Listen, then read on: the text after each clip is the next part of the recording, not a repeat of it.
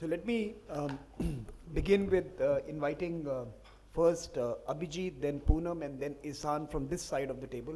I think Dhruva will join us towards the end of the session and he will contribute his thoughts. He has written something on this as well, on key challenges for Indian think tanks. And he is right now speaking at another panel. He'll finish that and come and join us and share his thoughts as well. And so let me first request Abhijit to kick off the morning's proceedings. Abhijit works with the IPCS and is a former ORF fellow as well. So Abhijit, over to you. Thank you, Samir. So I'm sorry I'm going to start off on such a pessimistic note. That's the first thing you're going to hear this morning. I have what, 7 minutes? 5 to 7 minutes, yeah. So I'm going to deal with the HR problems and the question of regions. Now, generally we find that the intake in HR in Delhi is, well, to put it very mildly, shocking. Most people that come out of universities out here can't even write. I mean, forget making an argument. The issue is we have to sit and spend so much time with them just teaching them how to structure a piece. But then the worst part of it is at least getting their English right. Now, if you can't get your English right, that's fine. A lot of us have vernacular pages where our things reach a lot more people. ORF has it in Hindi. We have it, some of them in Hindi. They can't even write it in Hindi. So there's a huge problem with being able to express yourself. And some of them are PhDs and whatnot coming out of very, very good universities. And invariably what we've done now is we are much more critical about people coming out of Delhi. And we've found that the people coming out of regional colleges like Pune and Madras and Bangalore are in fact far, far superior. Because on one hand, they don't have this chip on their shoulder that they're coming from a very well-reputed university. They're probably much easier to train. And invariably, it's added up to the fact that these guys have something to prove. And when you have something to prove, you've got that ambition, they're actually willing to sit and take feedback much better. The second issue is a question in think tanks, especially, I can only talk about Delhi, is that a lot of them tend to be extremely hierarchical. And very frequently, there's no primary research done. So the net result is you have a lot of opinions-based pieces coming out, but very little money actually for going and doing primary research. And this tends to become a problem because then the feedback loop, because it's your seniors that are meant to mentor you, there's a lot of wrong information that gets through or a lot of in-depth information that gets through. So invariably you have a lot of opinion substituting for facts. And this ends up becoming a huge problem. Let me give you a simple example. A lot of people talk about, I work in security exclusively. So a lot of people talk about this middle power alliance between India, Japan, and Australia. Now we were sitting and doing the back calculations for this based on what it would require. Modern warfare is no longer like 1970s warfare where 3 armies meet and somehow they cumulatively become an army. No, it's a huge integration problem. And the costs for that for India alone were something like about $500 billion over next 10 years. And this is on top of your defense budget of around $40 to $50 billion. But still you'll get all these pieces talking about middle power cooperation and all of that without ever factoring in any of the in-depth economics involved or the integration factors involved. This then becomes your second problem, that when you have a bad intake point and a bad feedback loop from the top, how are you meant to make informed decisions? So we're starting off with the problem right there, and then actually getting salient recommendations out of all of that becomes extremely tough. Like Samir can tell you, we used to review peer review level articles at ORF, and about 99% of them we used to end up rejecting because even on something like cybersecurity for something, ORF runs a very good cybersecurity program called Sci-Fi, which has some really good conversations. These people won't even attend that conference. They live in Delhi, but they can't even attend that conference and see where the level of discourse on that is at the moment. So this was the second thing. And finally, on gender, of course, I have nothing much to say because my boss is a woman. She's the youngest director of a think tank in India, and I usually find that, please feel free to correct me if you think I'm wrong, that women are extremely well represented in Delhi think tanks. And I can rat off a whole list of people in management positions in think tanks in hard security, because usually it's, I think the barometer really lies in gender representation in hard security. And ORF, the head of nuclear and space, is a woman, a very awesome lady as well, and energy as well. So that's all I have to say for the moment. Thank you. But I'm not so sanguine about the gender element. I think you would still see very few reach the middle and top levels, and you would see a large number of them doing the jobs of interns and RAs, and I think that's something that needs to be changed. But anyways, we'll come back to that. It's not about me in the morning. Isan, you. Sorry, Poonam. I told you that I'll come to you now. Yeah. So I think I'll take from where you left, and I'll first talk of the gender. Whether think tanks, lack in women representation, particularly in the senior management and research positions. I feel that in the development areas, in development policy, there is not much of a skewed ratio. But where hardcore areas are concerned, though you have given instances of hardcore areas are headed by women, yes, that is a gap area, and that is the area which the Center for Media and Strategic Studies, which I represent, is trying to fill in. We deal in areas of security, both traditional and non-traditional security. It could be intrastate, interstate, ethnic, religious. It could be environment. So we have various hardcore areas. And we are a very small think tank struggling to be on its feet, and we run basically on interns and voluntary workers. Most of them are women, and I would say that that work which they give and the commitment which they have is excellent. I have absolutely no complaints. I myself, one or two small examples I will give. I have a media background. And when I joined the media, the National News Agency, the Press Trust of India, did not have women on its staff for 100 years. So with me and another two colleagues, it was the first time that we broke the glass ceiling. Similarly, when I transitioned to the electronic media, television, that was again the first time. We had the glamour bits, we had the anchors, the news reporters, but not for the hardcore jobs. So like, our colleague from Brookings said yesterday, Mr. Harshvardhan, that we are getting there. So if think tanks have been defined by Jim as the fifth estate or the fifth pillar, then I think women from the fourth pillar or from other pillars will transition into it. So that is, and as a woman, when I decided to set it up, it was absolutely no challenge for me. I had a lot of my male friends and male colleagues backing me up. The second topic, which has been much debated over the last 2 days, is basically funding, and the core issue of funding, until we are able to tackle that, specialized research is hard to come by. Now, in Jim's book, he's talked mainly of the US think tanks, but in India, we have a different kind of a setup because we are bureaucratically governed, and we are driven, the policy is driven by the bureaucracy. And once the bureaucracy, I mean, it's very, very sad, but once the bureaucracy fits into any slot, they will not give up. And you will have more of retired bureaucrats, retired diplomats, retired defense people, flooding these think tanks. So where is the fresh blood which is coming in with new ideas, new thoughts?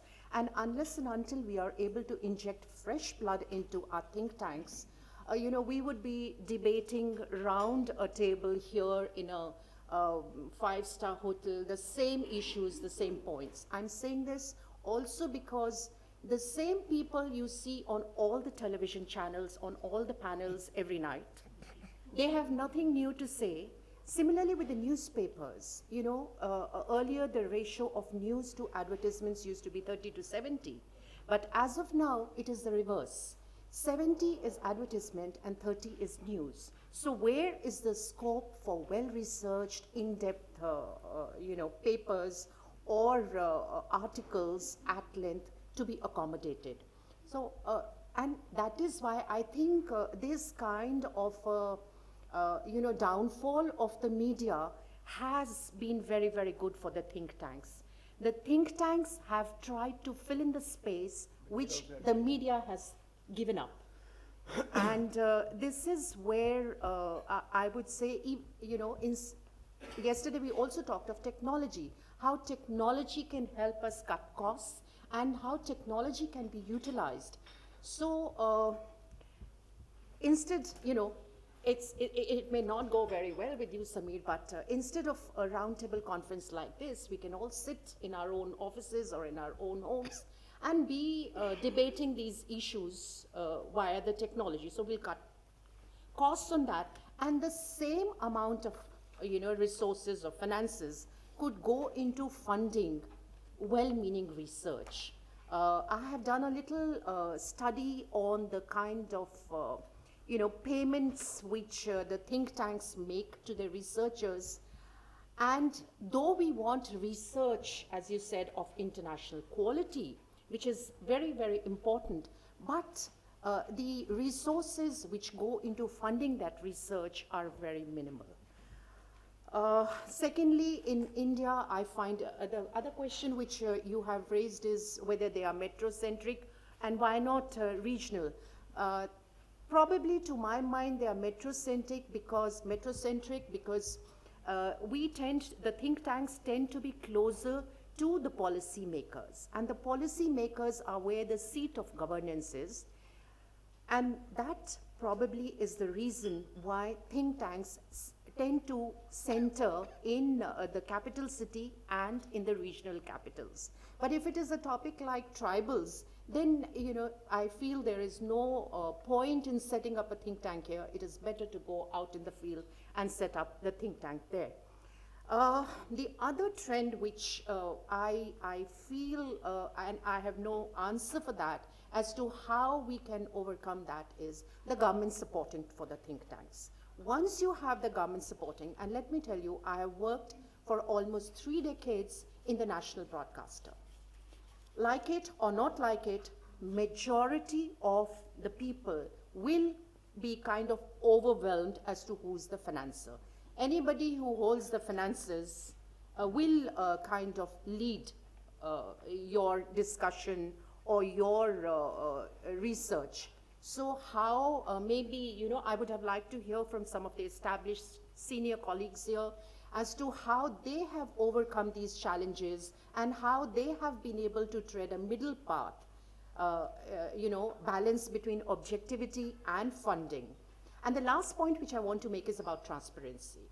The funding is there, but there is not much transparency to my observation about the funding. When I searched again on the net, there were not very many think tanks which have placed their financial sheets or their balance sheets on the net.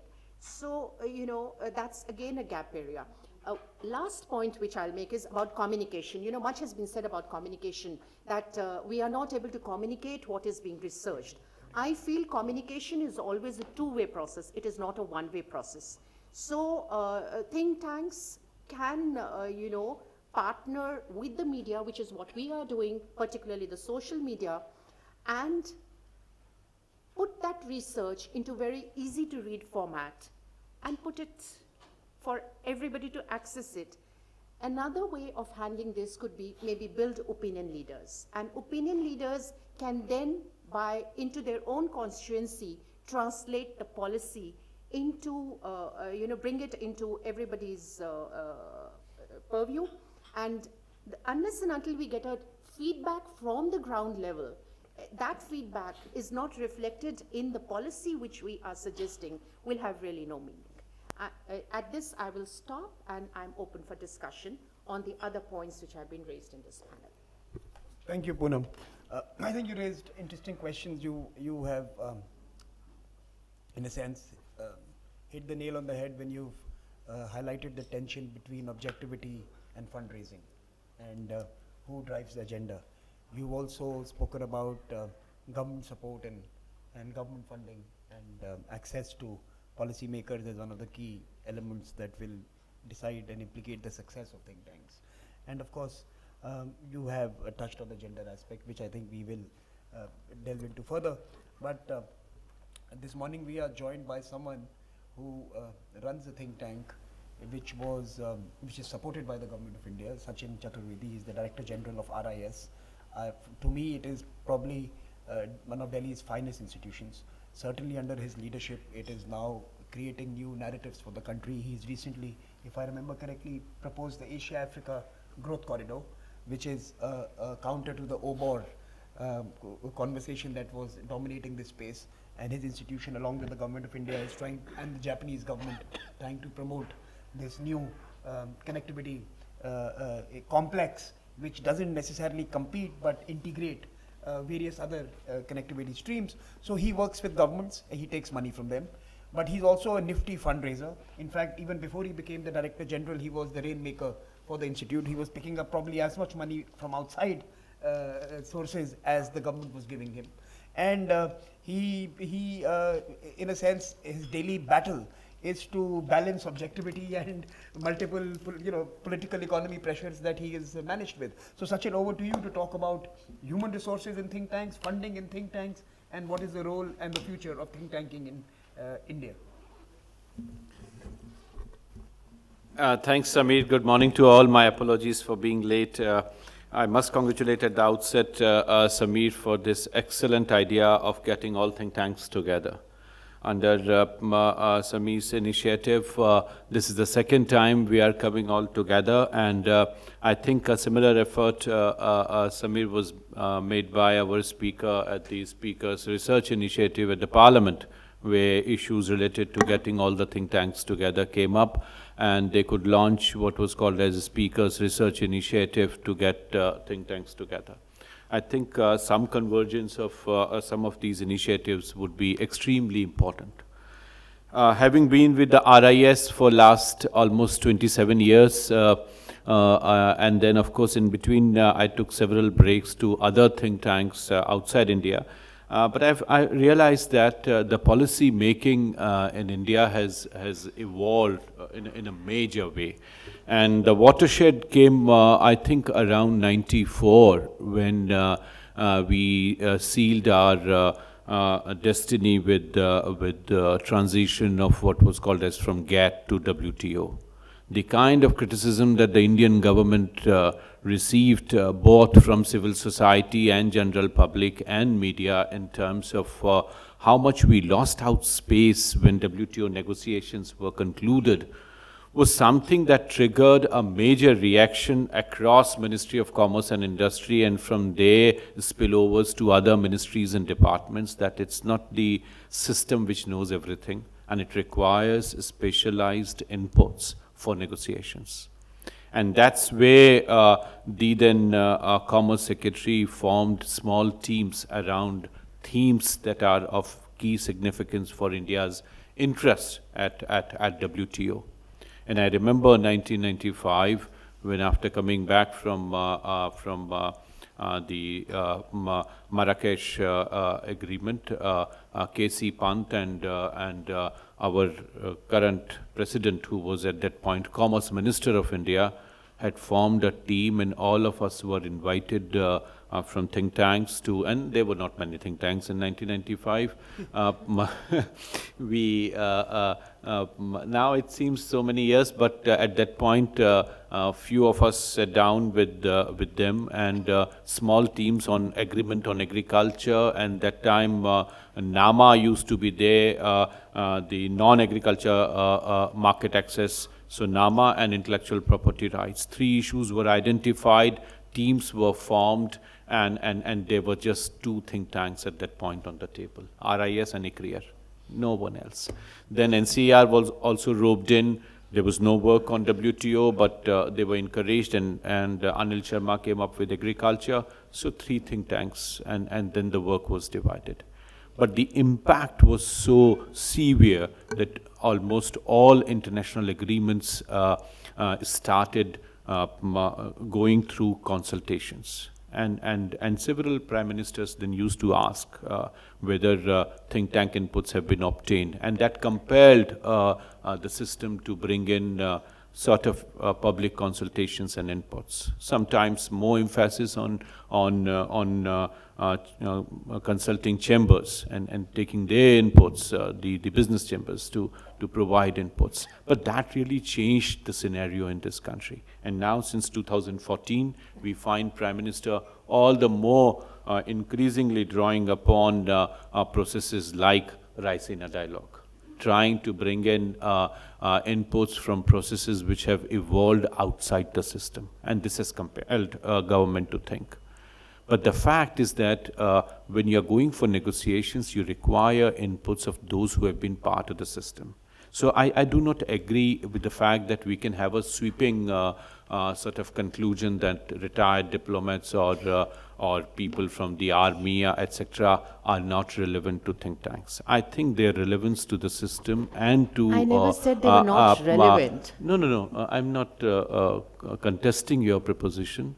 My point is that their relevance to the inputs that are required, and since I am banking on several of them, so from my own experience I can say that their relevance to the system has multiplied, because there are nuances of negotiations which policy researchers may not be aware of, because we are into academics and we hardly know what position, say, United States would take on specific proposal that India would have. So how to have mock negotiating groups within your institutions so that you know what kind of response you would get from the other side. Samir mentioned of RIS work on Asia-Africa Growth Corridor. Now that we are contacting several countries in Africa and other parts of Asia for this proposal, we are doing mock discussions, and somebody would just become, say, Zimbabwe or Kenya, and we would have discussions with them, and they would have on their command all the facts that are required from Kenyan sides if Mombasa port is to be laid out to what Exim Bank's line of credit would be. So those scenarios you need to draw, and there you require specialized inputs. So policy making is becoming a far more complicated, interdisciplinary, and I would say interprofessional output. And that quality of process is something which, if at the head of the state level you are asked complicated questions, then think tanks have to respond to that. Same thing is happening with Parliament, where discussion level is going up and they require greater inputs in terms of how the processes are to be drawn. More and more decision making in last 2.5 years in this country is far more disruptive. And that disruptive process requires policy inputs which are far more challenging in terms of the complementarities that think tanks bring on table. And that's where, Samir, this effort is extremely important to see how complementarities across think tanks can be leveraged for better policy making. All research institutions cannot work in all areas, and if they can, it's perfectly fine. But from my own experience, I can say that a decent size of a think tank is manageable. You can't manage a huge think tank. A small one with specialized input niche area is something that they can partner with. And with ORF, RIS has partnered. We are partnering with NIPFP, with ICRIR. I don't have to name all think tanks, but definitely with specific strengths, we are doing it. Just now I was delayed because this morning we started a major seminar in partnership with SASEPS, where we have scholars from Pakistan, Sri Lanka, Bangladesh, to discuss issues related to jobless growth in South Asia and how manufacturing sector can play an important role. And this is on in Habitat Center right now. So we are partnering with 7 think tanks from South Asia, where we are trying to see how Asian Development Bank and other lenders can really amend their policies in terms of pushing in manufacturing sector and regional value chains. So those are the issues. The last point which the backgrounder raised in terms of gender and transparency in financing. Gender, I'm really overwhelmed by this gender issue in RIS, because now I have to make sure that we get some boys in the institution. For last 3 years, I mean, girls are at the top. RIS now has gender positive discrimination that we need to do, because boys are just not there at all. Whatever interview board I'm sitting in, only girls are there, and they are at the top. So I do not know why gender question is relevant. And I think the girls are really so bright that we really, even if we want to give some push to a boy, I am not able to recruit. For last 3 years, I haven't recruited a single boy in RIS. This is really so amazing for us, and particularly not just that it is happening with the output from Delhi School of Economics, but I see it happening even from Mofussil areas. The girls are really so smart and so bright that I cannot recruit any boy, and they're just going up. Even in the applications, the ratio is 1:10. So we are really, and I, when I sat down with my other colleagues who were shortlisting, out of 78 applications, we found only 11 relevant applications from the boys, and none of them were coming in the list for interview. We somehow made it sure that at least 6 of them we invite, and out of 6, none could make it to the final list. I was so disappointed because there are practical limitations which anybody, I think, who is running a think tank or any institution would realize, given the kind of circumstances we are in. It is good to have a gender balance in the institution or in any workplace. So I think given the kind of hard work and lot of efforts, girls have really outnumbered. It's not just CBSE results and media highlights of those results, but it is reality that we are grappling with. So there I have no issues at all. On financing, I think as far as my institution is concerned, as Samir mentioned, we are funded by Ministry of External Affairs. So my annual report is tabled in the House, in the Lok Sabha and Raj Sabha both. We are audited by Comptroller Auditor General of India, and our reports are transparent and open on our website, and also for public access anytime under RTI, and of course whatever funding and financing is required. So I would stop here, Samir. Thank you, Sachin. I think that was a broad sweep from someone who runs one of India's finest institutes in New Delhi. Ihsan, let me bring you in now. Ihsan is a visiting fellow at ORF for a few weeks. She is from Morocco, from the OCP center there. So perhaps another country which is a mid-power, a low middle income country, and a perspective from there would be useful for all of us. Definitely. Thank you very much, Samir. Thank you again for inviting me. I wanted to say thanks to Jim as well for the energy he's put in think tank industry, and to the McKinsey Institute for partnering with this great initiative. So, as Samir, you have to speak into the mic. Yes. As Samir has mentioned, I'm from the OCP Policy Center. It's quite a new think tank in Morocco. We're just 3 years old. We have around 27 staff and around 30 fellows internationally. So I wanted to bring in the perspective from Morocco, and also talk about the challenge that we face and how we try to cope with them, taking the OCP Policy Center as an example. So when it comes to the youth integration, so we're trying to have a very innovative strategy for employment and for the fast integration of the youth. So we go through different pre-phases for recruitment. So we have different initiatives such as volunteering opportunities, internships, fellowships program for young leaders. So this constitutes our network of young leaders that we recruit from as well. So what we try to do is really to identify talents, not only from Morocco, but also from abroad, and bring them in various programs to train them and to expose them to the business and the policy-making arena. On the side, we're also working on an entrepreneurship program. We're trying to develop expertise on the entrepreneurship ecosystem, and for that we will be welcoming a new senior staff that will be working on design thinking, as it is a very flourishing topic at the moment, especially in developing countries.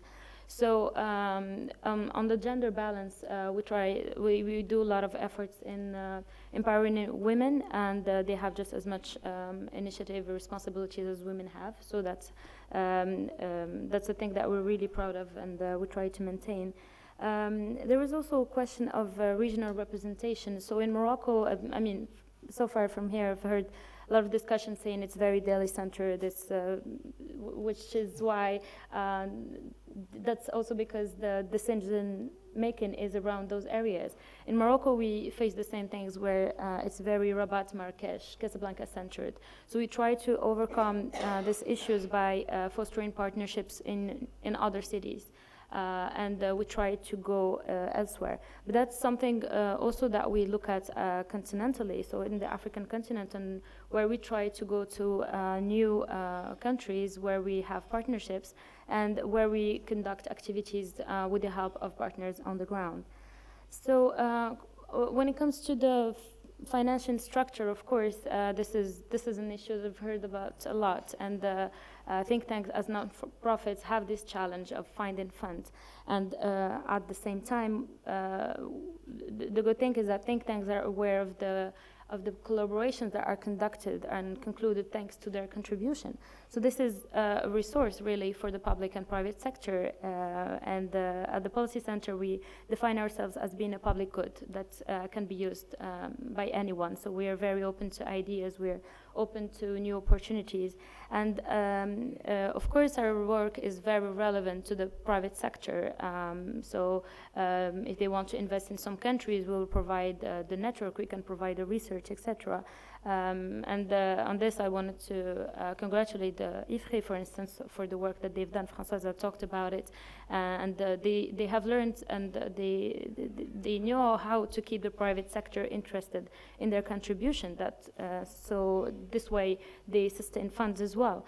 So I think one of the challenges of funding structure is also to keep the funders' agenda different from the research, and that's something that's going to only be overcome if you have a diversity of donors. And it's not only that you need to diversify your donors, but also the types of donors that fund your structure. Of course, they can advise on potential topics, but they should leave the autonomy for the researcher to bring in the truth, to bring in the ideas that they want. It's not, they should not just fund them to hear what they want to hear.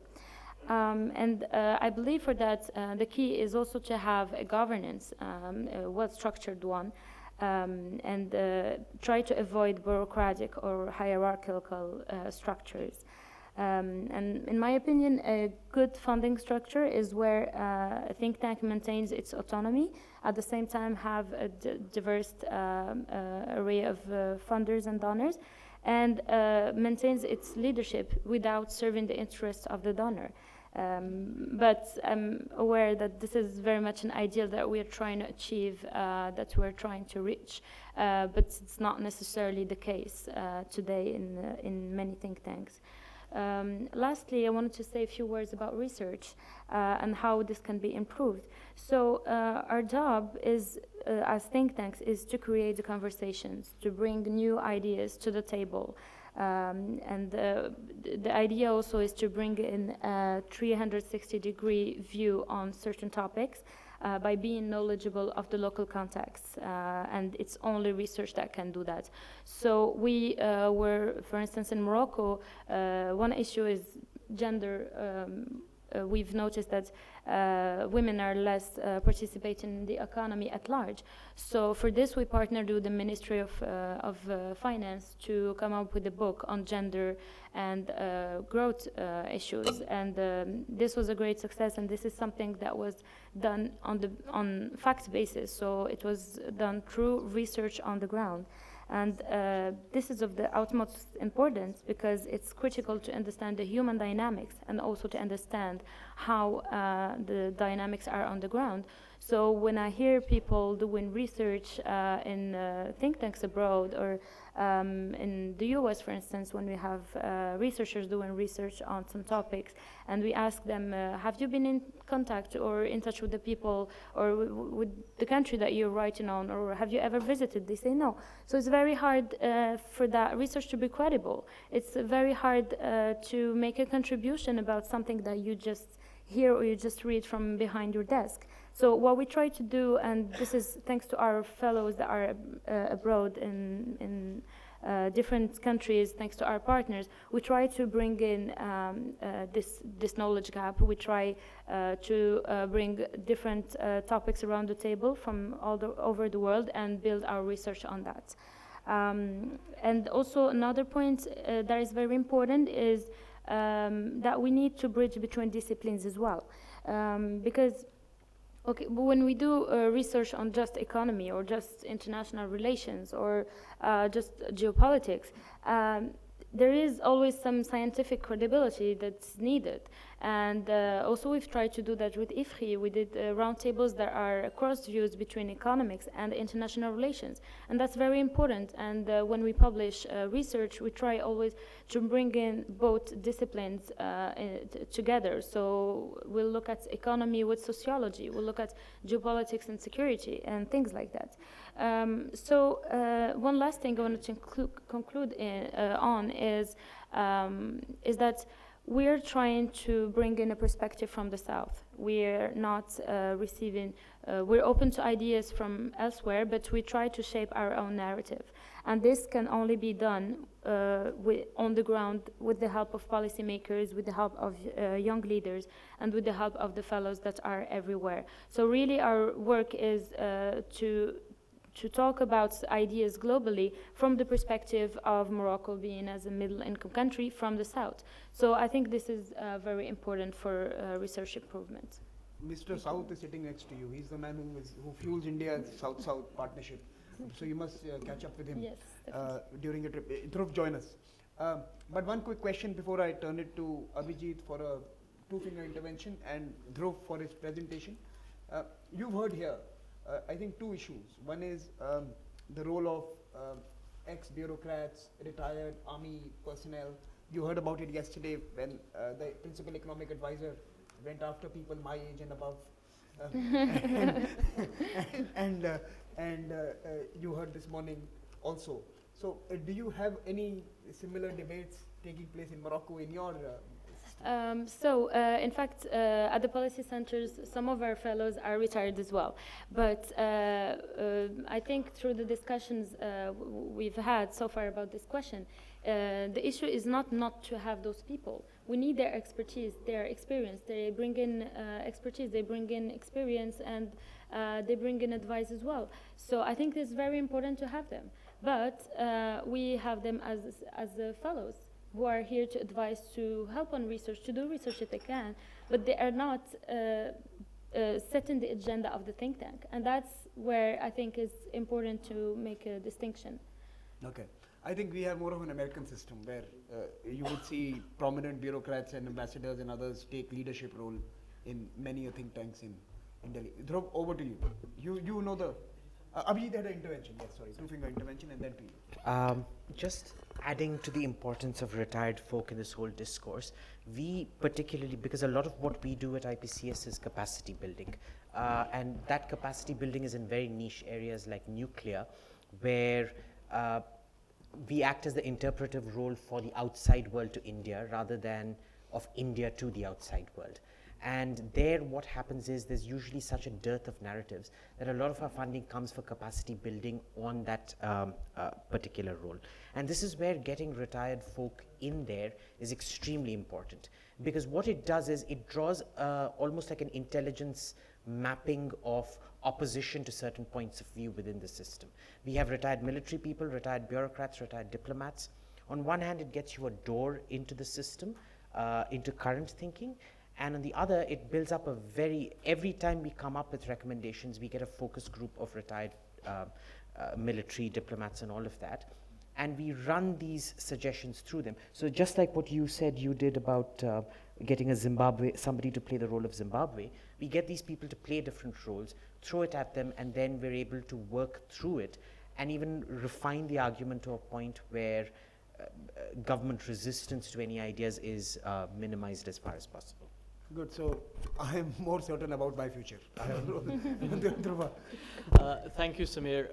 My apologies to everybody. I came in a little bit late. I had the classic think tank problem of being double booked, so I was just speaking at another think tank conference down the road, left that panel early to slide in here, and thank you to Samir for accommodating me. This is an issue that's actually quite close to my heart. I've worked now at 5 think tanks in 3 different countries.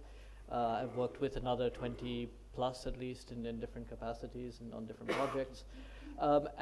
Since most of my career has been at different think tanks, and I've seen it from different points of view, seen some of the pros, many of the cons, the future of think tanks is something I feel quite strongly about. I want to maybe highlight, and at the risk of repeating what has been said in the other presentations, what I see as a few paradoxes facing the think tank sector in India, and 3 in particular. One is we have, and I think this was just touched upon, we have in some ways more access to talent from a greater variety of sectors than at any time in the past. It used to be that the only people at think tanks either came out of government experience, often many years of government experience, or came from the academy.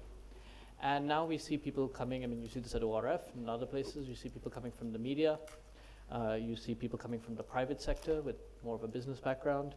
You see people like me who've really only ever worked at think tanks. And so you have NGOs, so we now in some ways have access to a much wider talent pool. But paradoxically, in some ways it is often hard to find talent. Sometimes because of there's a sort of niche speciality required, because the expectations of a think tank work is to do something that is both academically rigorous but also impactful. It's very hard sometimes to find people who can straddle these different realms. And even after finding those people, finding ways to nurture them and vertically support their career progression. The second paradox, as I see it, is in some ways think tanks, it's a very good time to be at think tanks, at a think tank. There's a lot of space that has been abdicated in different ways, both by the academy and by media, in the sense that a lot of even very prominent media houses now are not willing to invest the time to develop expertise, to have people focus on a story or an issue in considerable depth. And again, people like all of us at think tanks tend to fill that space. We're asked to provide context, to provide background in the media space. At the same time, you're seeing academia, this is more true I think in political science than in other disciplines such as economics. The academy is in some ways abdicating more space to the policy, public policy institutes by focusing often on methods, on theoretical issues, rather than policy impact, on sort of impactful policy relevant research, which is where think tanks come in. So while at one point we find ourselves getting in some ways more influence, more access than we have in the past, there's still, again, the paradox here is that we're still severely underutilized in many different ways. In some ways we find ourselves chasing the news cycle when we shouldn't be. We find ourselves reacting to, particularly in the social media context, we're responding to things that are taking place rather than taking a step back and trying to provide perspective. A third paradox that we're facing in many ways is relates to funding. Again, on the one hand, we have more access to funding from more sources than at any point in the past, not just governments, not just the Indian government, but foreign governments in many cases. Foundations are shrinking actually, but the corporate space is opening up. But this again raises questions about independence and whether think tanks are pursuing a specific corporate agenda, whether they're pursuing a government agenda. I know Brookings, which I'm affiliated with, faced these questions in a series of articles that came out last 2 years, both with relations, both related to foreign funding in the US and corporate funding. As a good think tank person, I need to provide some policy recommendations. So how do we get over these paradoxes? I would suggest a few ways, just a few initial thoughts. One, I think we could do a lot more coordination about standards amongst think tanks in terms of, which will help in some ways create avenues for people who want to rise vertically and develop their professional careers. The think tank forums such as this is actually a very useful way of doing that, but certainly we can do a lot more in terms of coordinating amongst ourselves. To be honest, this is even absent in the US context. Just to give you what may seem like a trite example, but if you take all the major think tanks in the US, they all have very different titles for what they call researchers. A research associate means something very different at the Carnegie Endowment and at the Council of Foreign Relations and at the Brookings Institution. They mean very, very different things. At CFR, it's an entry-level position. At Carnegie, senior fellow. Carnegie, it's a senior researcher. At Brookings, it's sort of a mid-level person. And so when you see something on a CV that the person has been a research associate, you have no idea what that means. So I think the think tank could do a little bit more as they've grown to try and coordinate. You saw this happen in the academy over the course of the 20th century, where now everyone knows what an assistant professor is and an associate professor and a postdoc. But maybe we should think about doing something like that amongst us. The second is, I think we need to overcome the issue of influence and access in our role. How we work with, we can be a bit clearer about how we work with other governments. What are the benefits that think tanks can provide that other constituencies cannot? One of the things I try to stress is we often have the luxury of time. We're able to talk to people that in a manner and at a pace that people working in the media or people working in government just simply don't have that luxury. And so how can we be a force multiplier, in effect, in the policy spectrum? Again, there's been some positive developments. I think the establishment of a policy planning and research desk at the MEA now has given many of us a point of contact in at least one government department, and they also recognized in some ways are a channel that recognizes the importance of think tanks, but certainly a lot more can be done. And finally, on the question of funding, I think the single answer is transparency, transparency, transparency. This is an uphill battle that we all have to fight. I always think we need to, even my own institution frankly needs to do a much better job of being more transparent, not just about the sources of funding, but how much we get, how is that funding used, and so forth. Again, sometimes we think we're being transparent, but I think all of this stuff needs to be online much more. And that's a nicer way of sort of traversing the complications related to potential conflicts of interest and so forth. So anyway, these are just a few thoughts. I hope it's contributed in some way to the discussion. Great. So I think we started a bit late this particular session, and I suspect we will not have the last panel before lunch, so we will have some time. I think this is an important issue to engage with. Let me, Jim, do you want to come in at this stage, or do you want to come in a little later after hearing some more? Rather Jim. Yeah, okay. So I will bring in Jim later. Let me go round the table. I would particularly welcome views from outside Delhi. Yes, sir. So and please come and sit in the chair in front here. There's a chair here so that you can use the mic. Come in front. Yeah, go ahead, sir. I think Samir is right. I am from Patna, Bihar, 1,000 kilometers away from Delhi. And I come from... that makes you a good man. And the last almost 3 days we have been hearing about all international issues and big issues, but being a researcher from Bihar, and the point which I would like to point out here, on issues which we are more concerned is poverty, rural employment, lopsided development, inequity, and lot of scope for capacity building. This is the issues which concerns us. And for the last 3 days, we have been very macro issues of world order. So I'm very impressed. Did you join us for the health panel yesterday night? I didn't see you. No, I wasn't there. See, we had a micro issue and you were not there. Yeah. So the point which I'm trying to raise here is that the issue of retaining talents, we face the toughest because nobody wants to come to Bihar. Correct. There is a problem of plenty in Delhi, but there is absolutely the other way around. And we keep on advertising. The posts of professors are never filled up, never. Post of associate professor, 25, 30% applications. Assistant professors, yes, because a lot of unemployment is there, a lot of JNU, Delhi University, these school boys, they keep, they keep applying, and then after 2, 3, 4 years, they migrate to Delhi. This is a big issue. Funding is not an issue because we are in a government organization. This is funded by Bihar government as well as by Indian Council of Social Science Research. It is the ICSR sponsored institution. But the type of challenges which we face is very typical to the region where we belong. And think tanks, broadly, I think they converge more, what I have been following for, again, Samir will say he was not there in the health panel, but broadly, we are not talking about issues which concern this country, like issues of poverty, gross poverty, issue of unemployment, tribal issues, farmers' issues. There are so many such issues which we have not even talked about. We are talking about India's leverage vis-a-vis China, vis-a-vis all we understand. But for a point I'm putting across from a place from where I come.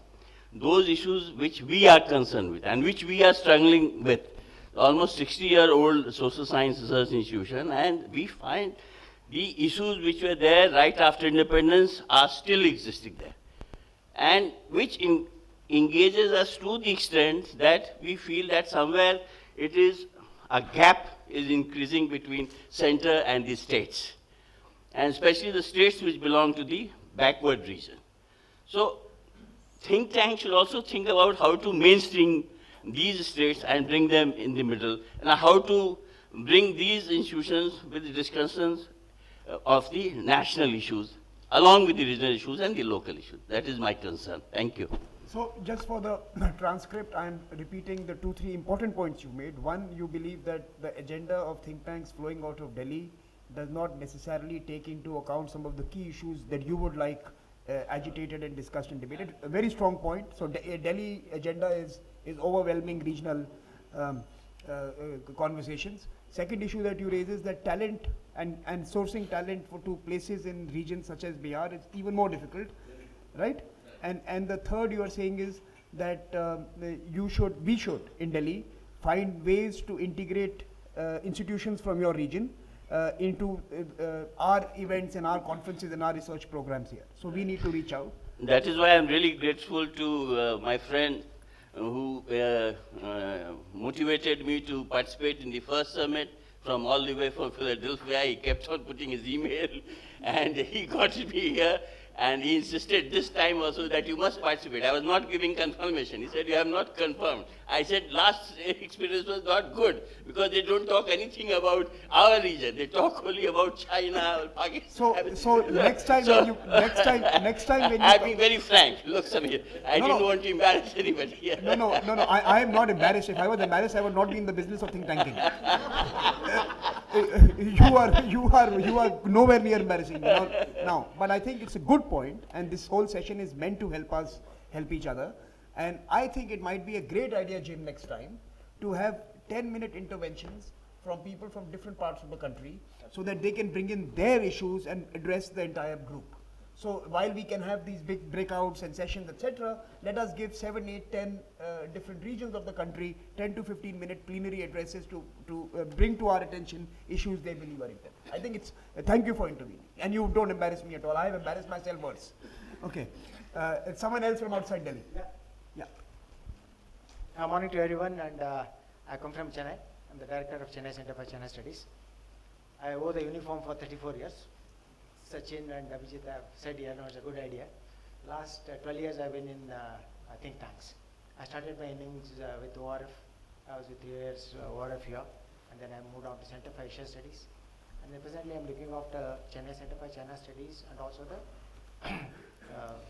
National Maritime Foundation Regional Director. There are some very important points that I would like to bring out, particularly for the benefit of the small and medium think tanks over here. I shared some of these experiences with Poonam last night. We are not really looking for too much of money, honestly. I do get a very small amount of 6 lakhs per year from the Ministry of External Affairs. This is not even enough to hire accommodation outside, as in a place like Chennai. But my strength is the geriatric society, which came in for a lot of contempt last night. So I have 2 former ambassadors, I have 2 IAS officers with me, I have 3 economists, 4 professors. 2 of them are serving, one is in China, who is also a member, 1 nuclear scientist, 1 army colonel, and 1 Commodore Indian Navy. Now, can you bring this kind of an experience to the table with a 20-year-old? So I think, we are fooling ourselves by saying, that these people should be put behind the bar and only get the 20 years and 25 years old here. I totally am opposed to the idea of saying that this experience that's there, which they earned in different places, in different countries, is not to be integrated into a think tank. We've been successfully able to do this. And we started getting these 6 lakhs just 5 years ago. Before that, all of us dug into our own pockets. Even today we do that. So, we're not worried about really looking for too much of fund from outside. We do it ourselves. I don't get a single paisa. I put some money in there. And likewise, all these 15 people I'm talking about are ready to put in money there. So, our agenda is very clear. We are encouraging, and how are we minimizing our expenditure? I think this is a point I discussed with Poonam yesterday. By association. We're interacting with Madras University, we have 2 or 3 programs. We're doing it with MGU, Mahatma Gandhi University in Kottayam. We pay for our own airfare, we go there, but we participate in their discussions. We do it with LIBA, Loyola Institute of Business Administration. We also do it with many other institutions, not just in Chennai, in Bangalore, NIS and various other things. That's how we've been able to bring down our cost. So a phenomenal amount of this is coming from us. We are paying 4 researchers, no gender bias, 2 men, 2 women.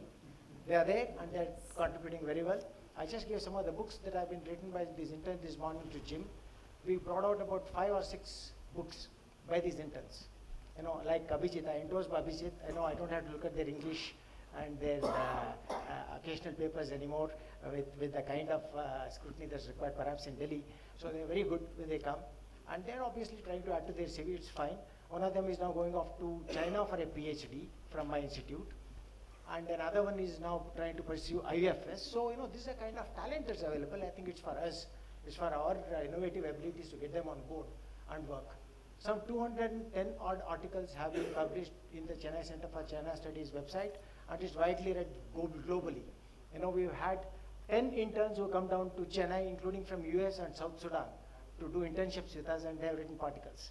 The gentleman from US wrote an article on Chabahar. So, this is the kind of format which I feel, is very satisfying to the geriatric society in Chennai, which I head. So, I think we should be a little more clear about what we want to do and how we want to do it. Not keep on looking for money and going around with a begging bowl. Surely all of us are in a position where we can give back something to the society. That's the way I look at it. And all these 15, I'm very proud to have them with me. The oldest member is a 90-year-old. And he's the most active member, and he'll put everybody to shame here.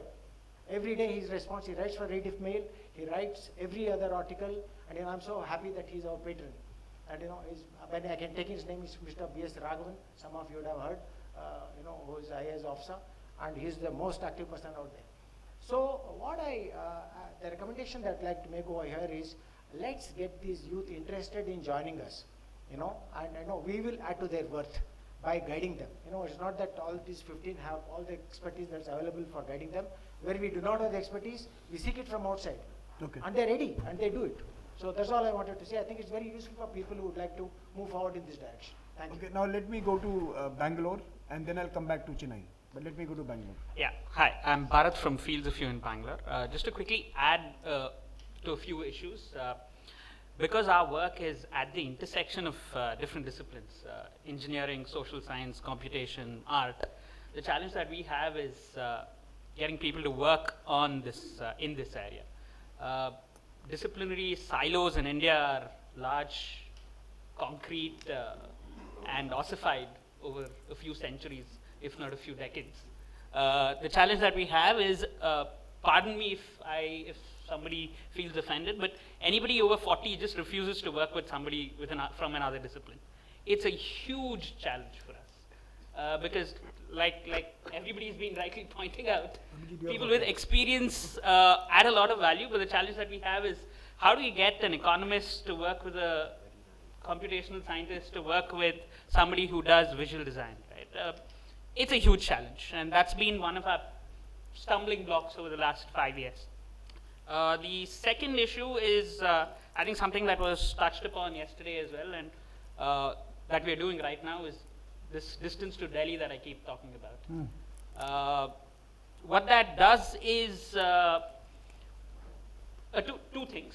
One is the notion of what can happen, where what can happen, and how does policy world interact, with whom and how. That's a challenge. The second thing that distance to Delhi obviously does is that the agenda that he was talking about as well becomes a little tricky, especially at the various ministries, to be more specific. The final issue of is that of interacting with different think tanks. I think limited interactions do happen in Bangalore. We are a few of us, so all of us know each other. We do interact with each other, but most of this interaction is informal, not really formal in any way. I'm not sure about in Delhi, but institutions working together is a very rare example. They work on similar areas, but otherwise working together on some issues is very rare as far as I can say.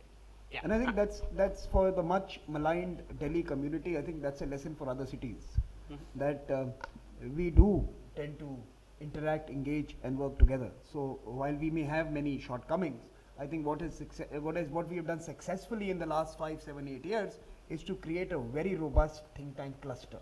And I think that is one of the reasons why you're seeing many new startups emerging. You know, we have very nifty think tanks who've come up in the last 5, 7 years and have captured public space on certain conversations. But for Bangalore friends, let me introduce Ambassador Lata Reddy.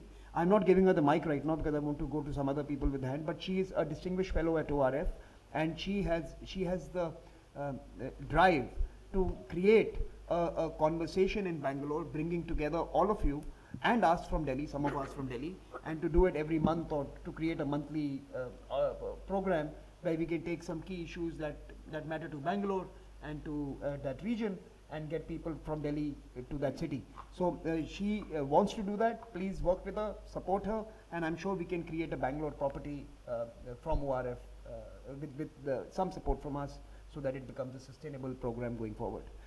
I saw some hand again outside Delhi. Ma'am, I'll first bring the gentleman in, and then I'll bring you, because he's been trying to get my attention for a while.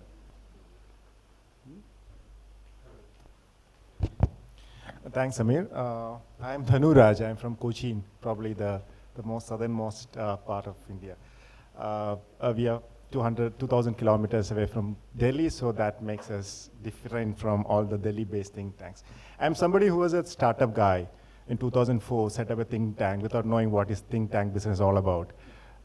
We all hear about Flipkarts and Snapdeals, but we never hear about the startup think tanks in this country. But this is something happened long back, 2004, when we set up think tanks. Just after coming out of the college, we thought we should do something, and let's get into think tanks. The reason for this idea was most of us were exposed to some of the US-based think tanks at that time. And today, I think we are recognized in this field. That's probably the reason why I'm invited here. We are hired.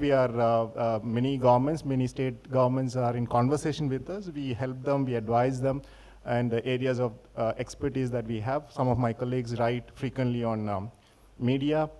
So I think there's an issue with. I see two different groupings here.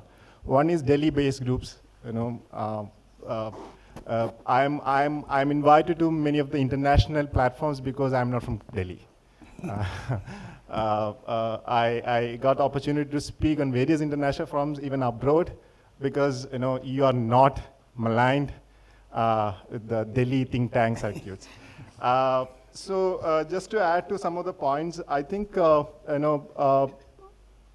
I'm so happy to share some of experience. I think if you do good quality work, be different and be innovative, I think you'll be recognized in the field. And other challenge is the local language, the local narrative. Because we also started even translating some of the think tank works, done in English or Hindi, because that is very useful to our local audience. Not because we are not able to do that. I mean, not because we are not able to write on the same issue, but certain narratives I think should be translated. And there are attempts by many think tanks in the part of the country, different parts of the country today to do that. The other one is about the talent. I am coming from a state which is very socialist, communist party ruling the state for so many decades. So, it's very difficult to survive in that ecosystem because especially the political narrative there is not so helpful for for think tanks like ours to survive and see the day, because they say like the leaders of the government, they believe that they know everything. You don't require, we don't require any support from outside. But I think if you have will, if you can produce good quality work, I think we should be able to overcome all these challenges.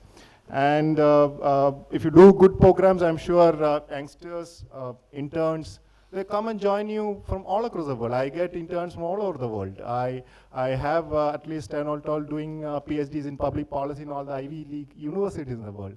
So I think that the credibility is very important here, what work you're doing and how independent you are. And I'm not run with, $1 zillion as fund. We don't have funders, we don't have godfathers in this field. We youngsters, when we were age of 23 or 24, when we started this think tank, not because we have godfathers in this field, but if if we are able to grow in this field, that means that if you are able to do good quality work, I think the system will support you. Thank you. Good. Just to add a couple of points to what he already said. No, quickly means 1 point. Okay, 1.5 on that note. Just to add quickly, I think interns is a very interesting point because over the last 5 years, in many months, the number of interns in our office are far greater than the number of full-time employees. And like he said, most of the time the quality of the work is very good when it comes to interns. It's a challenge sometimes, but it's very good. And the second quick point I think is, just to add to what he was saying as well, is that in terms of narratives, that's what I meant by distance to Delhi as well, is narratives, yeah. Okay. This morning also we had more interns in the room than guests. You were all late, so it happens sometimes. Now I have 3 ladies, I turn to 4 ladies. No, Gautam, you have no chance. You have no chance. There are reservation from Delhi reservation. Delhi distance, you are maligned. Now go away. Yeah, Samir, can I make my intervention quickly? Oh, you have to leave. Okay, so let's go to Nikhila first. She has a flight to catch. Yeah. Sorry. Thank you, Samir. It's Geeta, sorry. Yeah, thank you, Samir. Before I go into anything, I'd like to just take a minute to explain to some of the people who are very confused, because I seem to be sending confused signals. Okay, so in 2002, I was a founder member of a premier think tank in Chennai called Center for Security Analysis, which had some very important people, but I'm not going into that now. So right now, I'm running a think tank with a board, which is an eclectic mix of young and old people. By old, I mean old in experience. I'm not talking about the age. My youngest board member is 25. She's not an intern, she's on the board. So I think it's important to take both. So I agree with the people who said we need the experience, but we also need the fresh thinking, the different thinking that comes from young people. It may not be the correct approach, but we can guide them into the correct approach. So that is the first thing that I wanted my think tank to be. I agree with Vasan. My entire think tank is funded only by Geeta Madhavan. So there is... Can we apply for support as well? So the point is, nobody draws a salary. My legal office is my think tank office, so the entire infrastructure comes into that. So the point I'm trying to make here is not that I have money, or I can afford it. I certainly can't. I'm pulling out from something else. But the point I'm trying to make is that money is not really all that important an issue. You can find it. There's plenty out there. You just have to work on it. Okay. The next point that I wish to make is, why did I start this think tank? Why am I doing this when my plate is full of 100 other things. The idea is, I felt that there was this expertise which I thought I had acquired over a long period of time.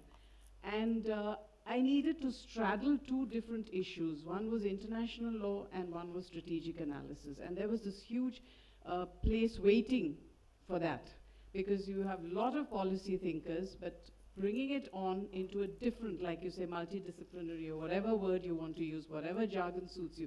The idea is to bring two things together and then push for it.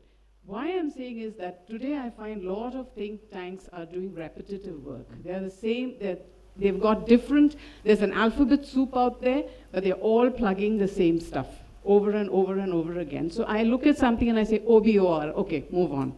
Okay, this is this, okay, move on. We've heard it, we've read it, we've heard it, we've chewed the cud 1,000,000 times, we've flogged the dead horse another 1,000,000 times. So innovative thinking is very, very important, which I find, I'm being very frank here, pardon me, I don't intend saying I'm good and somebody is bad, that's not the idea. The idea is, even I am looking every day for something new. I don't want to go back to the Tokyo Convention or whatever convention. Okay, and the next point is... You have a flight to catch? Yes. Okay. I've just got another one point. In my part of the state, we say that a brinjal on the slate is no good because if it doesn't go into the curry. So all these articles, all that we do, all the output. Now, my problem is everybody talks about all this output going to policymakers. My question is, why are we targeting only that? We need to target, Abhijit says, we don't have enough. Somebody else brought it up. Everybody you've got to increase your area of influence to educational institutions, to young people, to the media, to people in the industry. So if you're talking about trade, you need to send these papers to bring in the people from the industry to sit here and listen to what a think tank thinks about trade, what a think tank thinks about security and trade. Security and trade are important issues. That's just an example. And my final point is, we also tend to call the tainted community over and over again. So we already know what Mr. X is going to talk about Sri Lankan fishermen. He's been talking about it for 50 years. And still we get him, and still before he starts, he's got the same PowerPoint presentation he's been running around the country for the last 10 years. So this has got to stop. You have to get people with fresher ideas, different perspectives.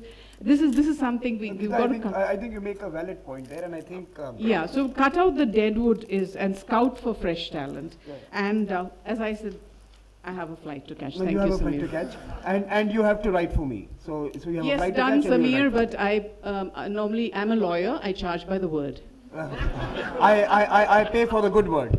So it's a deal. Good. Now... May I excuse myself, please? Please, please. And someone wanted to take the seat there. You can take Geeta's seat, or you can sit here. And I'll first go to ma'am there, who's been waiting for a while.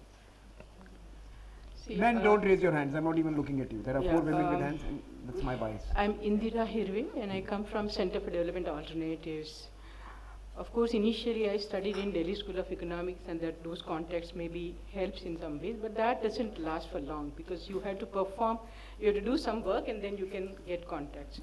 What is important is, that we decided to form this think tank, Center for Development Alternatives, under the chairmanship of Professor I.G. Patel, who was kind of inspiring us, and then some of us came together and we set up this thing. Now, and Oxfam funded initially, of course. But our main problem is, that to get people, good experts, and retain them for a long time. Because ours is a small think tank and we can't afford huge salaries of these people for long. So we have developed a model which works for us very well. We do collaborative work. So if we do some work with experts all over, we can work with anybody. We can work with people in USA, we can work with people in Oxford, we can work with people in India of different institutes, etc. And that helps us because it reduces the funding requirement as well as we can use the talents of different kinds. So that is one positive thing which we have developed, and it helps us a lot. That makes me feel relaxed, because we don't have to worry about hunting for funds all the time. But there are two things which are very important and which we face as problems. One is that when you are trying to enter into a new area, which is very important according to you and maybe according to the global people also, but which is not palatable to our government, then it's very difficult to get funding to develop that area in our government. You know, for example, time use studies is an area where we have developed a lot, and we have.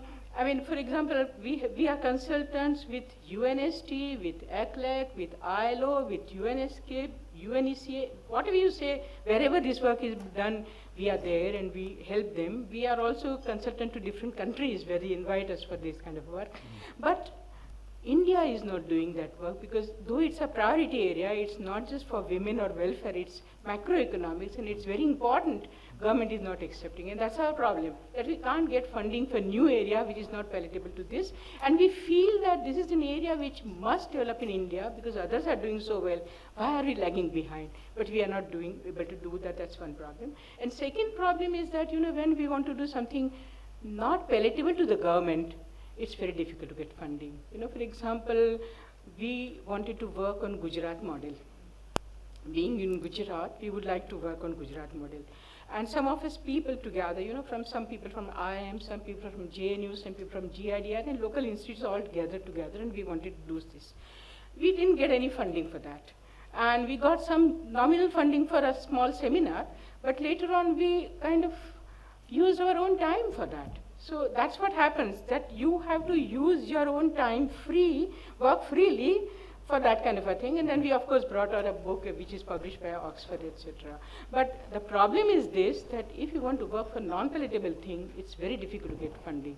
But this is the struggle, I suppose. No, I think you raised two important points. One is associations and partnerships to multiply your impact and your areas of research. Second is that how do you navigate this tough minefield when the government is not interested and sometimes when the market is not interested. So you suffer, funding suffers in both cases. If global foundations and global development institutions are not interested in your local policy questions, you're not going to get funding for it either. So I think that's the two important points you raised. I think Dhruva had one. I'll pass. Okay, you'll pass. Okay.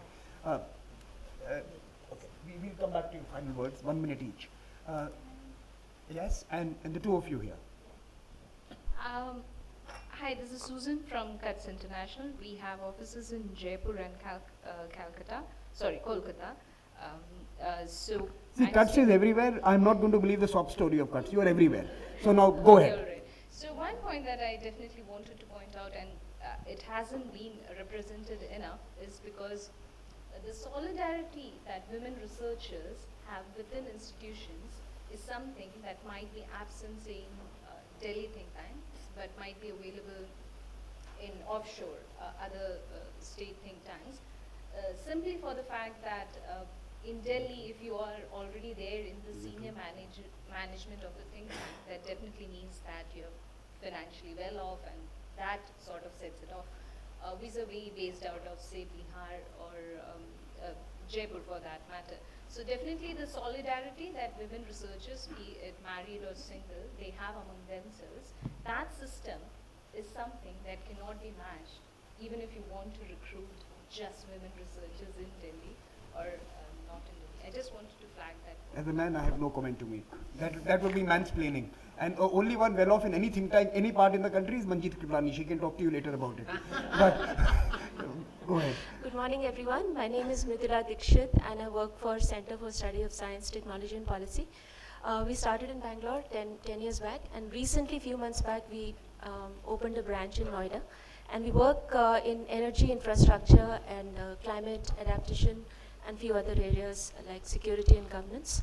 Now, I just wanted to give one brief example of how we have tackled utilized the good mix of a workforce, like the retired versus interns and fresh from the college, to develop partnership across policymakers, academia, and industry.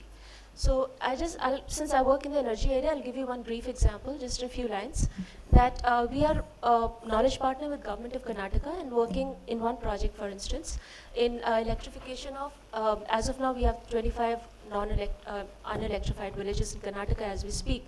So we work very closely in developing, mini grid kind of solar-based mini grids in those areas, so that there's energy access to those people. Now, we have people who have retired from utilities after 30 years of service, and they are advisors. Like one person who advises my group he's worked in Bescom for 30 years, and he knows in and out about the utilities and how they operate in Karnataka. So using his help, it was very important, connect, because he helped us get the data from utilities, which is very difficult to get. For months, we keep going there and we don't get data. And this is when we do pro bono for them. This is the condition. Leave aside when we ask for money, that's very difficult. But even then, it's very difficult to get the data. So using those advisors, we got the load profile data, demand data for nearby villages which were electrified, and used our modeling based on those ones. Now again, reaching the academia and developing partnership, we have very close partnership with IIT Bombay, IIT Kharagpur, and Indian Institute of Science. And those professors, as you would appreciate, that they go by the publications or research publications our people have, and then they consent in giving collaboration in these domains. So that's where the new people coming from the college and the new PhDs or master's degree holders, they are very well trained in developing computational tools and doing very rigorous analysis. And that's where they play an important role to develop academic partnership. And then using all this, we have ex-bureaucrats in our organization who help us, initially when we were not established fully, to reach out to the policymakers, the secretaries in Government of India and Government of Karnataka, to actually they helped us in translate the R&D and technical work into the language that the policymakers could, relate to. So that's where I think it's very important to have a healthy mix of domain experts who have now retired, but they have inroads, as someone mentioned, that they help us, get into the door, and then, kind of relate your work to the actual implementation. Good. So I'm going to bring that lady in. Ma'am, I can give you only 1 minute. So now I'm going to bring you in. I'm going to bring Ambassador Reddy in, the young intern from ORF, and then the final words to Jim before we turn to the panel. And don't worry, we will make up for this time. I think this is an important session. That's why I'm investing in this. Please come in. Please introduce yourself. Yeah, I'm Dr. Uma Ramachandran from IFMR LEAD. LEAD stands for Leveraging Evidence for Access and Development. And I head the focus area on environment and climate change in our organization. I would like to talk one point on the internship and then a general comment. With respect to interns, like these are all, that can happen during designated times or periods. But beyond that, if the project requirement is there, then it becomes highly difficult to get hold of a person to complete a certain set of tasks. And after the intern joins, like you would have to spend some time on training them as well, and kind of giving an orientation to them as to how and what they should be doing. So this is something which we've been facing. Then the other thing that I would like to mention in this forum is maybe we can utilize this forum to kind of list the different think tanks with 1-2 specific key areas they have expertise in, to make a matrix of it, and maybe this can be represented to the governments and different funding organizations where there is a potential to do projects or any other assignments in those specific areas. Thank you. Thanks. Jim, is that directory available with you? So I think we should do that. That's a good idea then. I think maybe as a summer project, we should take it up at ORF and we should make that list and probably bring you in as partners to make sure that we get a comprehensive first list going and it can expand later on. Thank you. I think that's a good idea. Great. Thank you. Ambassador Reddy. Sorry, I was... Firstly, my experience I'm going to speak about is restricted to think tanks in strategic affairs, foreign policy, and cyber technology. Glass ceilings. I think the question is, I'm delighted to hear there's so many women researchers. I'm delighted to hear that some women are making it to senior management positions, but I'm afraid that as far as heading major think tanks is concerned, I don't see that happening, except in the case of Gateway House. I'd like to compliment Manjeet and Neelam Dev on that. The lower level, I think the problem is what I call the pink collar ghetto.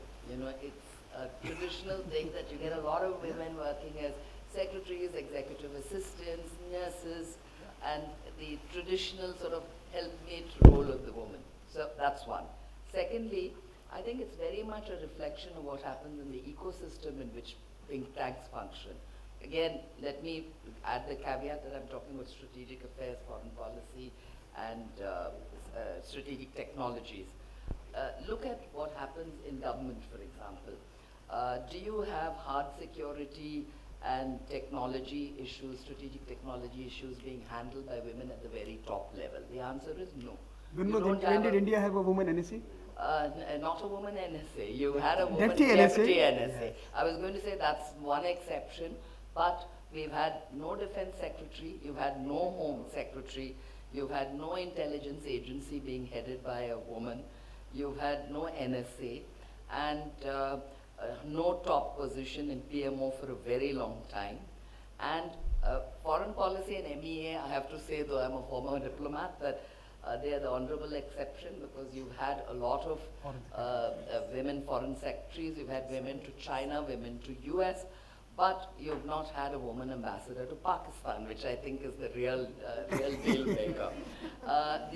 Being a former NSA and a former deputy NSA and a former diplomat, I'll refrain from comment on whether or not our tribe adds value.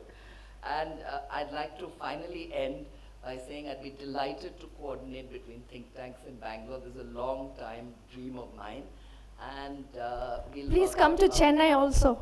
I will, but let's begin with Bangalore. I think we have a large number of people in Bangalore who are duplicating, overlapping, and there are gaps. And we promise support for it. So I'm saying just go ahead and do it now. So yeah, there is an ORF base in Chennai. Maybe they could also be encouraged to do the same. And finally, I'd like to compliment ORF, not because I'm a fellow at ORF, but I'm very impressed with the fact that Samir insists on having women on every panel, and wherever possible, women keynote speakers. That's it. And young people. So you know, I want to quickly come in, because this has been an issue now, and I want to place my thoughts on the table on the issue of age. I think age is an extremely valuable asset, and I want them in our organizations, and I want them to guide us, steer us, sometimes advise us. But I also believe that there is a tyranny of age when it comes to speaking roles in panels, and that has to be challenged. So you know, you will also have to move people away and bring younger voices and younger and more and different voices, I think, from different places. So I'm very open to having you from Patna in one of the panels discussing sustainable development goals. I think it should happen. So yeah, that's my position. Anyways, Jim, final word to you, and then, oh sorry, I have to come to the most important voice. Thank you. Introduce yourself. Hi, I'm Ashini, and I'm an intern at ORF. So one of the panelists here talked about how grossly ill-equipped students are in terms of the ability to articulate their opinions and their writing skills. Not you, Ashini. No, I'm not. You were one of those exceptions from regional areas. Put on your armor. No, but today, more and more students are opting for liberal arts and social sciences degrees, but they're not being trained in rigorous academic exercises. Now, we can't really do anything about the university curriculum or change that in any manner, but I think think tanks could really fill that gap. And secondly, in terms of counseling for younger students, I think there are many students, and I'm one of them, who don't want to take the path of UPSC, who believes that I would want to work with foreign policy or diplomacy, but the first thing I'm told is, hey, why don't you opt for UPSC? That's not an option that I have or I want at this point. So why don't think tanks fill in the gap in counseling students, young students like us, who can't find those mentors in our universities? That's why you're doing an internship with us. Yeah. Sorry, Jim. I'm struck by one thing that hasn't come up, and then I sort of divided the conversation into 4 areas. And then I would refer back to the first summit or think tank forum and the recommendations that came out of that and the fact that we haven't sort of moved the ball very much. So the question is, can we select several issues that have been actually, restated now and sort of figure out a way to move them forward? It seems to me that they're in 4 buckets. One, I didn't hear anything about STEM and the distorting effect of STEM in India on which helps create an undersupply of scholars for as a human resource issue.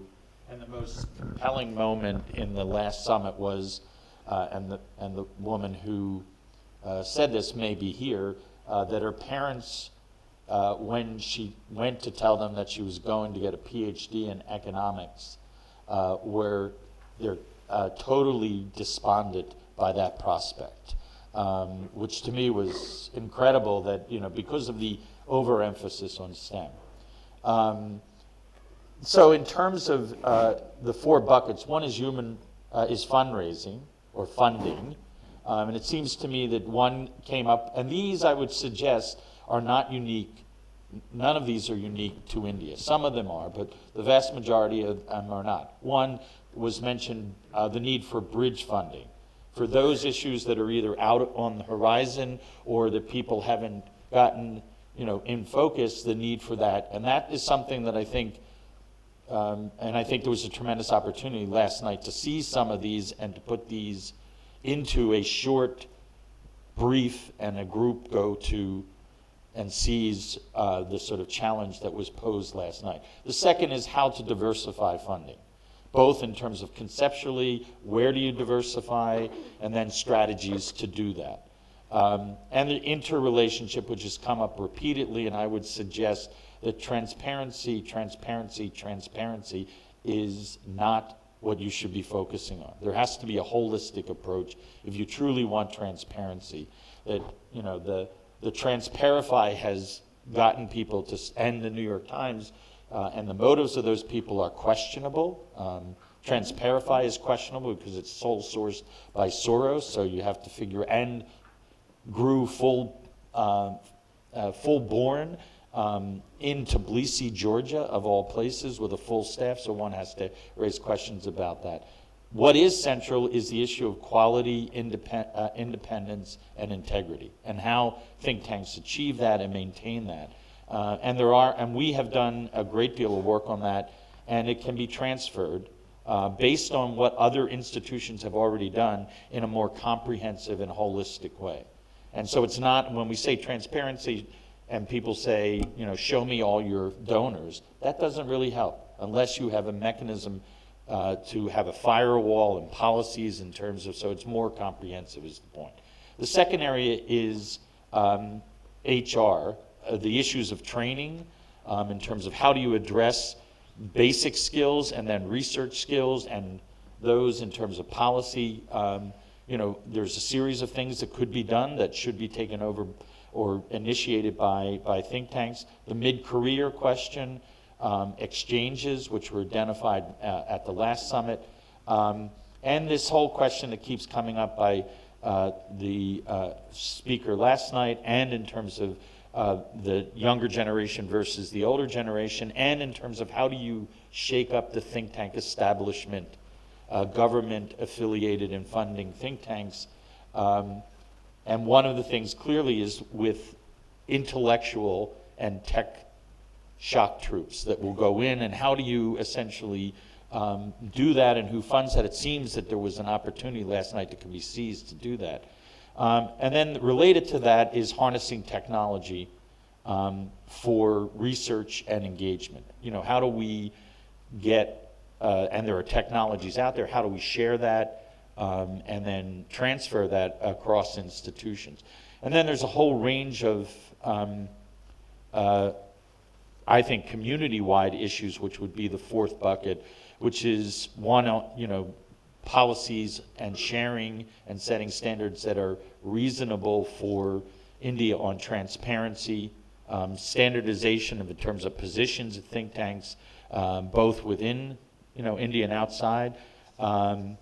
Information sharing in terms of, a job bank on the human resource side. It seems that if you're having problems in places, that there may be people who would be willing to relocate, and the internet, and creating a job bank for India, which was a suggestion that was made last summit, could be easily implemented by one or more institutions working on that. Translations, which, the advantage of India is that globally, English is a plus. Domestically, it's a minus. And so how do you overcome that? And it was raised certainly on the regional basis. But I think technology, we're on the edge of that being solved in terms of technology, in terms of publications, et cetera. The next one is lobbying. I think there's a clear difference that in terms of advocacy and lobbying, and having a discussion about that, because there's a clear, and I think in terms of, in this context, in India's context, there's been an overreaction, and the example I provided in terms of Belgium, where it really got into regulations and is counterproductive. It's something that I think would make a lot of sense to get out ahead of, and it's not really a difficult problem to overcome. And then finally, in seizing on the resource side, the sort of corporate social responsibility, and making sure that some percentage of that, and the case is made, which is related to the lobbying piece a bit, in terms of the public interest and good that is served by these institutions, and making the case for support, which I think, in terms of transparency and independence, the only way to do that is through diversification of funding and technology. Once again, and was referenced but not fully explored, is crowdsource funding. There are new ways. The traditional ways of fundraising are done, and the traditional sources of funding are done, and people need to adapt to that. And my final comment is that in all of this, which I think was captured very well by the speaker last night, is that I don't think we have a lot of time. Correct. And that that there's a sense of urgency, and I think in terms of this community, a clear sense. And then the final one, which in terms of at the state level, there should be regional hubs of state-based think tanks that connect once you get the Bangalore model going, and that would connect. And also, and finally, which makes it seem like the US and Europe in terms of Brexit and Trump is missing, how do you communicate the needs of various states which feel that they are left out and can't grow, and that some politician's going to tap into? How do you connect them in a way that their needs and interests are reflected in the national agenda, or at least they feel that they're heard? Thank you, Jim. And I'm going to give all of you maybe now 35, 40 seconds. Make one point each. Your favorite point. I'll be very quick. Just a few things. One, the fact, I sort of resent the notion that think tanks are recycling the same thing. There's a lot of important work being done around the table on a variety of issues. I can just speak for my own institution. I think some of the most important and impactful work is really being done on economics and energy, on things like subsidies, healthcare, agriculture, that really have an impact on people's lives. For some reason, though, the media always wants to come to me to talk about Obor and Trump and things like that. So there's a discrepancy between what the demand seems to be, what kind of demand there does seem to be in the public domain for the media versus what versus the research. So for example, I mean, we put out a paper that was published in Marathi on farmer suicides. I'm not sure how much attention that got outside, amongst the media, and that's a kind of issue that should be getting a lot of attention. The most rewarding interactions we have, I think, are outside of Delhi.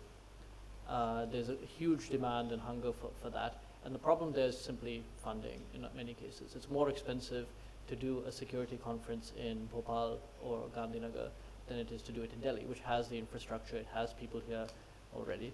And so I think we need to try to overcome those barriers. Just a quick point on the geriatrics and internship issue. Experience is very valuable. That experience needs to be harnessed. There are a whole number of issues, a whole range of issues about which the definitive history has not been written, and there are people who can do that. but who are not doing that. So I think there's a how to harness the experience. He's saying make the geriatrics work harder. No, I think just a good point. I think on a different set of issues. Whereas the flip side of this is, I would say we've established 4 and soon to be 5 different programs, including an internship program oriented towards generating a generation of leaders at Brookings India. And the feedback we got from the board is we haven't heard about any of the initiatives you're doing because you guys are not invited. I think that there's a discrepancy between even when you try to do things that cater to a particular constituency, the people who sit above you don't often appreciate the value of what you're doing in that area. The sense that I get from the house is about human resources, the personnel, the training. Our organization from development communication, corporate communication, and we are in the process of making the transition to peace journalism. We are in collaboration, in negotiation with a few institutions. It has not reached the final stages as yet. But the think tanks, what Dhruv said, and I totally agree on that, could also have training institutions like there can be no conflict resolution, but there can be conflict transformation. So the area that we would be focusing on would be the peace negotiations through this program which we intend to bring out. The second point, it kind of provoked a lot of you when I said that the think tanks should not be a parking place for diplomats, defense personnel, bureaucrats. I strongly believe that they can be the mentors, they can be the power behind you, they can be the advisors, but not lead the research. Because then what they are bringing is a continuation of the government policies. And that is where we need to inject fresh blood. Last suggestion to Samir, I think our friend from Chennai brought it, that if you could circulate the emails of all the think tanks represented here, and if we have common areas of work, maybe we can collaborate with each other on that. Thank you. Thank you. I think that's easily done. We'll do that today. We'll send a thank you note copy to everyone. Yeah, that's easily done. Abhijit. Just quickly on the age, I think especially in defense and security, it becomes very, very difficult having. I'm 40, all of 40. And it's very difficult having retired people there, because what happens is at the operational level, they retired when they were dealing with 80s technology or an 80s Cold War mindset. And it becomes, when you have an institutional approach, for that institutional mindset to reorient itself, or if you've been trained in 80s submarine technology, for you to transition to 2010s technology is virtually impossible. And we get some extremely bad feedback. For example, one guy said this missile could fit onto the Poseidon, and the Boeing, I asked my intern to go measure it at the Bangalore Air Show. He said the missile was longer than the Bombay of the Poseidon. You can't have this, and this is an admiral, no less. So sometimes it can be extremely counterproductive and extremely dangerous. So let's be careful where we use them. There's a time and place for them, but they need to be used properly. Funding, I don't know why everybody's cribbing. We never had any issues with funding. We were very clear that we were a bad news think tank. We were going to not massage your egos. We were going to tell people how is India going to screw up in the next round of negotiations, and so on and so forth. And what happened was, when people read it, we get panned in social media and things like that. But when people read it, the sources of funding automatically came to us, because we had created that niche of telling them things that nobody else was willing to tell them. Bad news sells. So bad news sells, absolutely. And so that was fantastic. And finally, Ashini, I completely agree with you that think tanks, in fact, one of the reasons I'm in a think tank, both my parents retired as secretaries to government, right? And both of them were acutely aware of their own incompetence, which is why they told me much later, they made me extract a promise, in fact, that I will not join the IAS, right? And I didn't listen to them on anything else. Abhijit, don't drink. Abhijit, don't go beating up people or pulling girls' pigtails and all of that. Never listened to them. But in this one thing, I did listen to them. And they were absolutely right, all right? So take it from an IAS kid. Spot on, with you all the way. Thank you. So yeah, I just wanted to come back to the question of having a mix of energies in a think tank. So because we don't have much time, because we need to react to certain issues, and because we need to be on the same page as the news are moving very fast, we need both the energy and the expertise. And we get the energy from the youth, and we get the expertise from people that are older. So at the Policy Center, we do have around 10 interns right now that still have this academic immersion. So they help in methodology, they help in research, they help on convening activities, they help on many areas, and they're really involved on all the levels at the think tank. And at the same time, we have young researchers that do work with the senior fellows on the research, so they co-write, they conduct research together. So I think it's very important to have this collaborative approach in think tanks if we want to cope with this. Thank you, Isan. So I think that's been a long and exciting conversation. I think we've taken 1 hour 40 minutes. We'll take a 15-minute break. We'll come back for the final session because we need energy before we break for lunch. So we will have an energy discussion, financing transitions. Ms. Parekh will lead us there, but take a 15-minute break and please applaud yourselves for contributing in this panel. Thank you.